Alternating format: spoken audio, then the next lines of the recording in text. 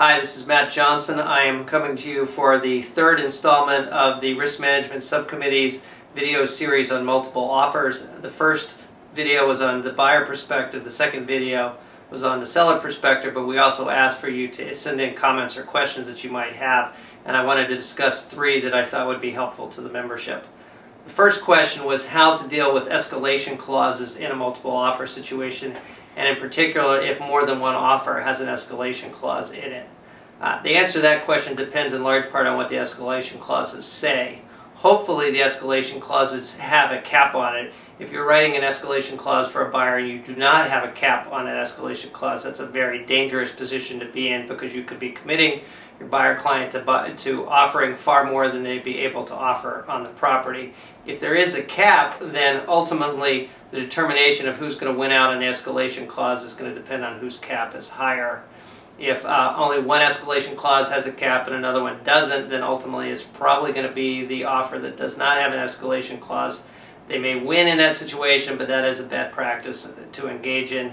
If there's two escalation clauses with caps and the caps are exactly the same, I think frankly as the listing agent you should probably reach out to both of the agents representing the buyers and have a discussion in terms of a highest and best final for them to address that situation.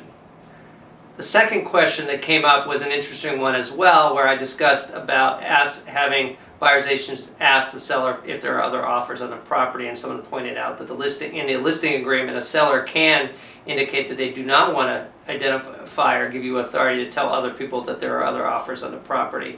If that is the case, you are bound by the terms of the listing agreement and your principal's instructions to you. However, if you're going to end up in a multiple offer situation, I would encourage you strongly as the listing agent to speak with your seller client to potentially amend the listing agreement to allow you to share other offers, as that is likely valuable and beneficial to the seller in a multiple offer situation to help provide interest and value of the property and hopefully increase the value of the property to the seller. But you do have to have that discussion as well. And then the last question was one that we hear quite frequently these days in the hot market is, how do I know that the listing agent is actually showing my offer and presenting it to the seller? Ultimately, there's only a couple options you have. You can of course ask and follow up repeatedly with the listing agent to make sure that's done. One other practice that I think is a good practice would be to ask for the listing agent to send you back the first page of the offer, cross a line through it, mark rejected, and put the initials and the date and time. Send it back to the buyers, any buyer's agents who made offers that were rejected. That way there is a paper trail and the buyer client can see that in fact it was rejected by the seller and the seller actually had it in front of them to take that step.